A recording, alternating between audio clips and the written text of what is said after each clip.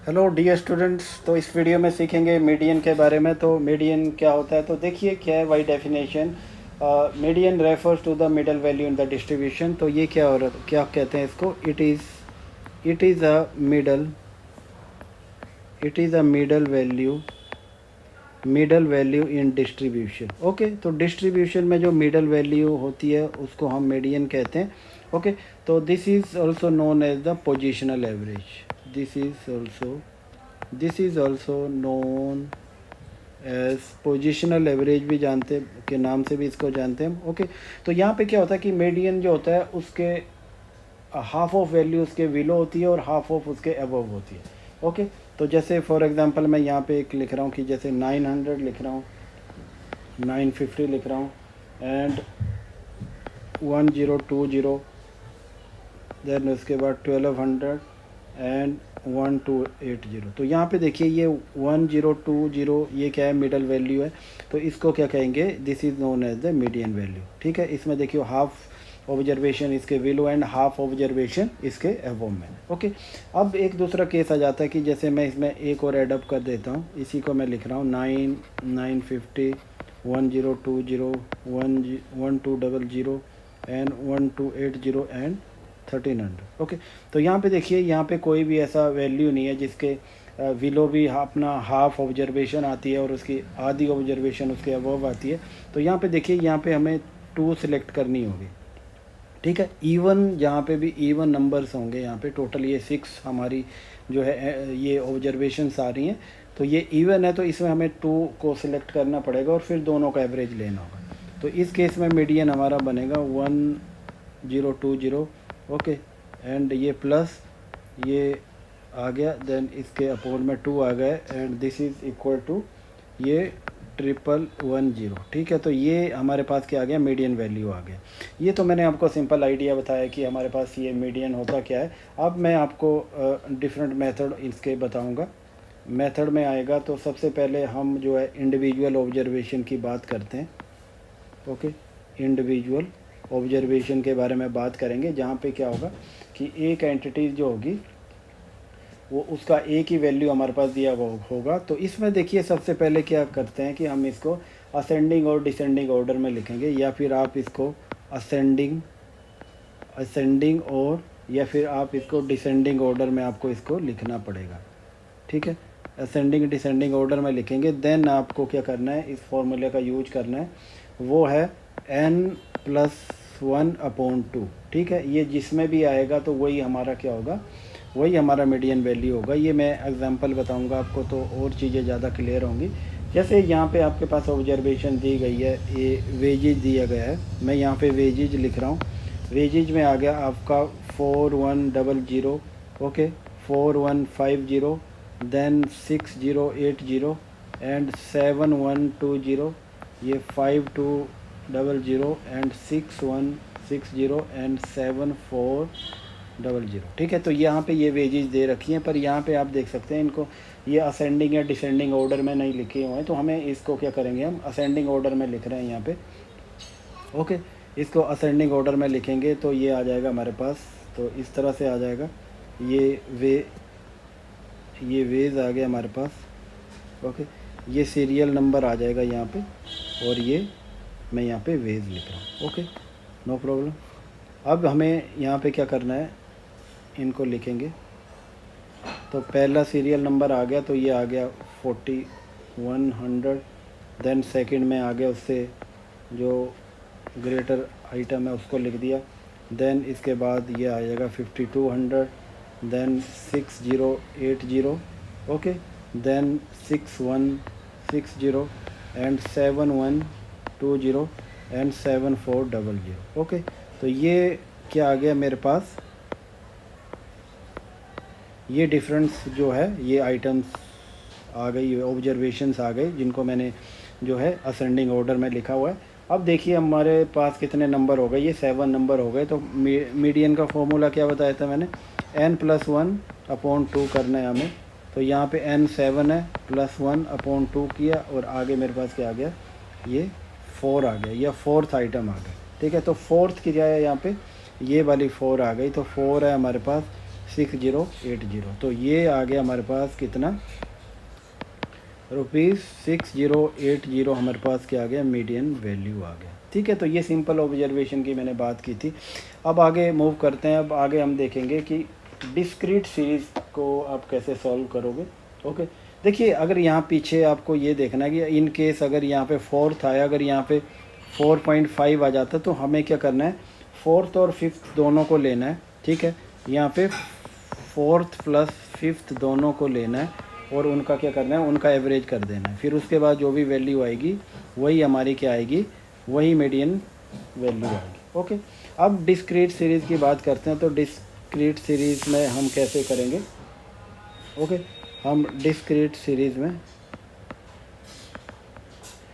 ये discrete series की बात करते हैं। तो यहाँ पे देखिए डिस्क्रीट सीरीज़ में जो है एक स्पेसिफिक वैल्यू होती है। ओके, जैसे इनकम है पर्टिकुलर, उस पर मोर देन वन इंडिविजुअल होंगे यहाँ पे। तो इसको भी सबसे पहले असेंडिंग डिसेंडिंग ऑर्डर में लिखना है और इसकी क्यूमुलेटिव फ्रीक्वेंसी को कैलकुलेट करना है। ओके, जैसे मैं यहाँ पे इनकम लिख रहा हूँ। ओके, यहाँ पे इनकम लिख रहा हूँ, जैसे यहाँ पे भी मैं एक बॉक्स बना ले रहा हूँ। ओके, यहाँ पे इनकम लिख रहा हूँ, देन उसके बाद मैं नंबर ऑफ़ पर्सन लिख रहा हूँ, नंबर ऑफ़ पर्सन लिख रहा हूँ।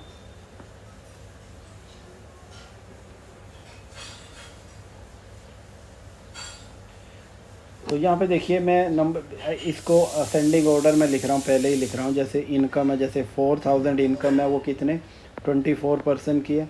ठीक है, और 4500 इनकम है, वो 26% की है। इसी तरह 5060 जो इनकम है वो 20% की है। देन हमारे पास 5380 इनकम है, दैट इज़ 30% की है। देन ये 5800 है, वो 16% की है। देन हमारे पास 6600 इनकम है, वो 6% की है। ठीक है, अब हमें क्या करना है, इसकी क्यूमुलेटिव फ्रीक्वेंसी निकालनी है। अब क्यूमुलेटिव फ्रीक्वेंसी को कैसे निकालेंगे, ये आपको देखना है।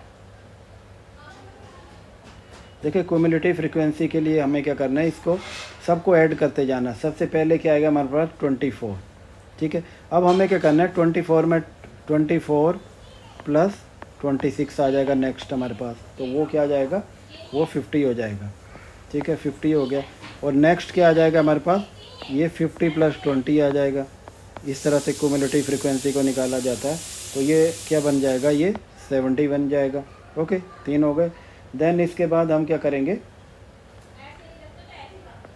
70 प्लस 30 कर देंगे अगला ऐड। जैसे ही अगला ऐड करते जाएंगे ये 100 हो जाएगा। और उसी में 100 प्लस 16 कर देंगे, तो ये क्या आ जाएगा, 116 आ जाएगा। देन हम उसके बाद क्या करेंगे, 116 प्लस 6 कर देंगे और ये 120। ये क्यूमुलेटिव फ्रीक्वेंसी बन गई हमारी। ठीक है, क्योंकि इसमें हम पहले को इसमें लिख रहे हैं, फिर फर्स्ट में जो है नेक्स्ट आइटम को हम ऐड करते जाएंगे, तो वैसे ही हमारा क्यूमुलेटिव फ्रीक्वेंसी आ जाएगा। ओके, अब हमें फार्मूला का यूज करना है, दैट इज़ क्या है, n+1/2। तो ये n कितना आ गया, हमारे जितने भी n हैं इनको ये 122 आ रहे हैं। ठीक है, या फिर आप ऐसे भी कर सकते हैं, ये जो n आ रहे हैं, या फिर आप इसको सिग्मा f बोल दो, चाहे ये 122 आ रहे हैं। ओके, तो यहाँ पे क्या आ रहा है, हमारा जो मीडियन बनेगा वो आ जाएगा 122 प्लस 1/2। ठीक है, तो इसमें करेंगे तो ये आ जाएगा 61.5। अब आपको देखना है कि 61.5 आइटम जो है वो कौन से इसमें आ रही है। तो यहाँ पे आप देखोगे 61 ये 70 वाले इसमें आ रही है। किस में आ रही है, 70 वाले, जो थर्ड वाला है हमारा। यहाँ पे आप देखो कि जो हमारी आइटम जो आ रही है, ये आपको क्यूमुलेटिव फ्रीक्वेंसी में देखनी है कि 61 कहाँ किस पोर्शन में आ सकता है। 50 में, 24 में भी नहीं आ रहा है, 50 में नहीं आ रहा, तो देखिए 70 में आ रहा है ये। ठीक है, 70 से ऊपर चले जाएंगे तो ज़्यादा हो जाएगा। तो 50 और 70 के बीच है, तो ये इसी में आएगा। तो हमें यहाँ जो थर्ड वाला है तो इसको देखना है, देखिए। और यहाँ पे थर्ड कौन सा है, ये वाला। ठीक है, तो इसका मतलब यही हमारा क्या होगा, यही हमारा मीडियन वैल्यू होगा। तो देखिए हमारा जो साइज ऑफ जो है 61.5 का क्या बन रहा है, हमारा साइज जो बन रहा है वो बन रहा है 5060। तो ये मेरी क्या आ गई, मीडियन वैल्यू आ गई। ठीक है, क्या आ गई, ये मीडियन वैल्यू आ गई। ओके, तो this is our answer.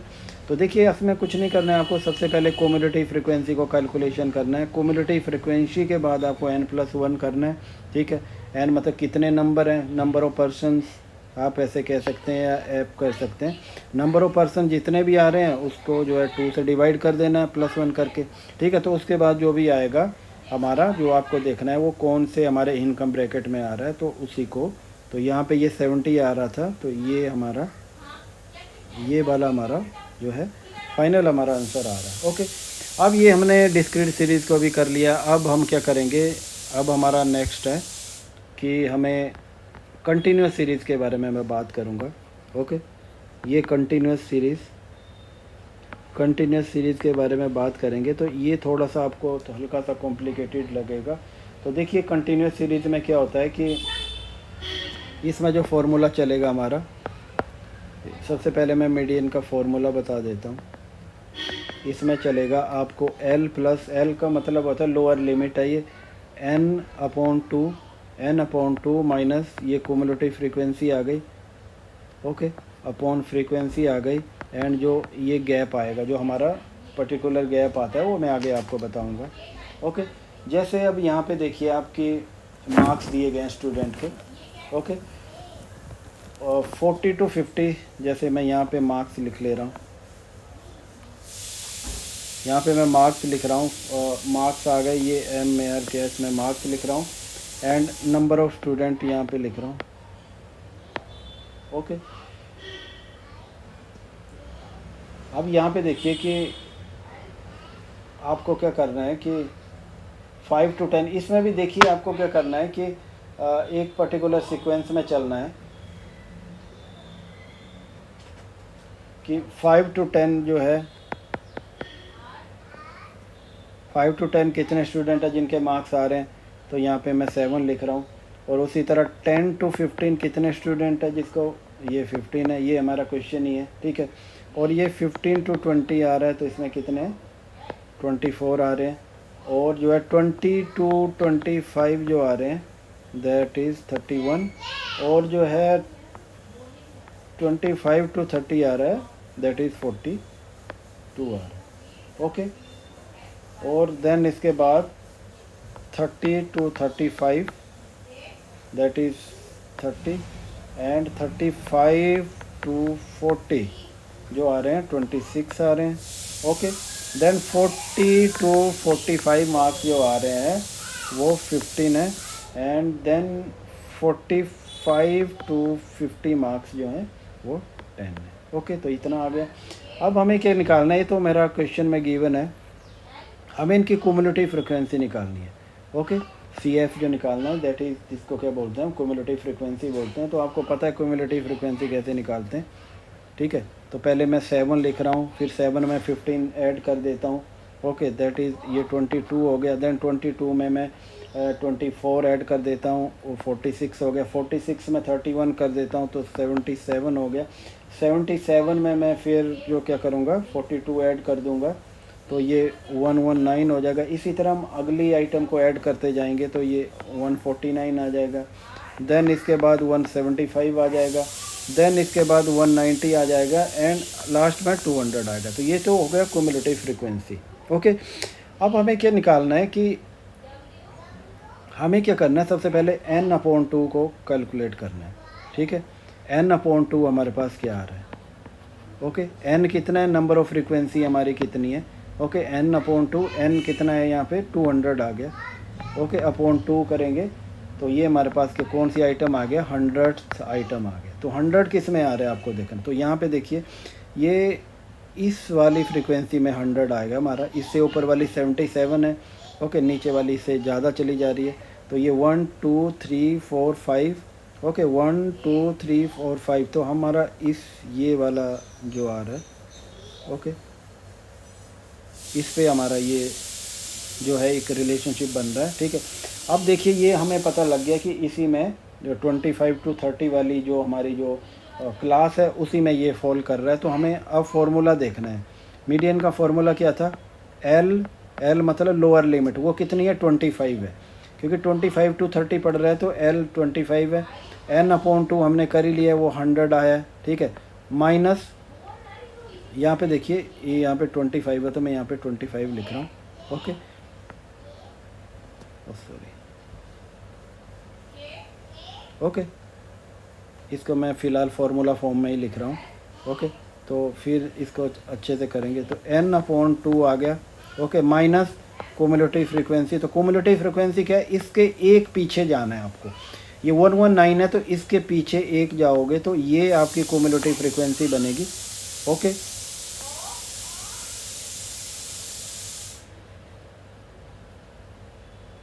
Upon में क्या करेंगे हम, अपॉन में फ्रीक्वेंसी लिखेंगे, जो इसके सामने फ्रीक्वेंसी आ रही है, कितनी आ रही है, 42 आ रही है, और आई लिखेंगे। आई मतलब ये गैप कितना है, 25 to 30 की जो क्लास है, क्लास के बीच में गैप कितना है।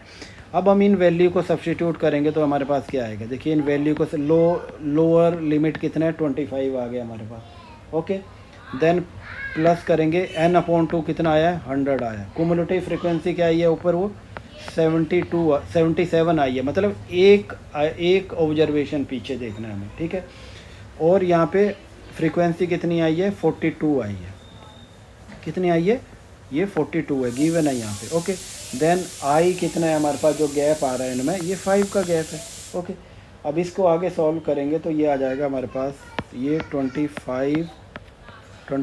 प्लस 2.74 आ गया, ओके। तो इन दोनों को प्लस करेंगे तो 27.74 ये हमारा आंसर आ गया, ठीक है। तो ये क्या बन गया हमारे पास, ये मीडियन जो है हमारे पास मीडियन वैल्यू आ गया, ओके।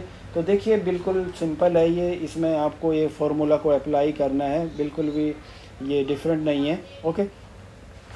तो इस फॉर्मूला का यूज करके आप जो है इजीली इसको कैलकुलेट कर सकते हैं, किसको, मीडियन वैल्यू को। तो हमने यहाँ पे देखा कि मीडियन वैल्यू को कैसे कैलकुलेट करेंगे। तो अलग अलग तरीके से इंडिविजुअल ऑब्जर्वेशन में हमने बताया कि किस तरह से आपको इसको कैलकुलेट करना है। फिर हमने आपको डिस्क्रीट सीरीज़ के बारे में बताया। देन फिर इसको हमने कंटिन्यूस सीरीज़ के बारे में बताया कि कंटिन्यूस सीरीज़ जो होती है उसमें हम इसको किस तरह से इसका कैलकुलेशन करेंगे, ओके। तो यहाँ पे देख लिए लो एल क्या है, यहाँ पे ये लोअर लिमिट आ जाती है क्लास की, ओके। n/2 आपको मैंने बता दिया, n मतलब टोटल फ्रीक्वेंसीज, और CF जो आता है, जो हमारा जो हमने कैलकुलेशन किया होता है 100th आइटम जो की है, उससे पीछे वाली जो हमारी फ्रीक्वेंसी होती है उसको कोमुलेटिव फ्रीक्वेंसी में आएगी। और F में तो फ्रीक्वेंसी है ही 42, वो आ गई। और I यहाँ पे क्या बता रहा है, क्लास के बीच में जो गैप होता है वो उसको बता रहा है, ओके। Thanks for watching.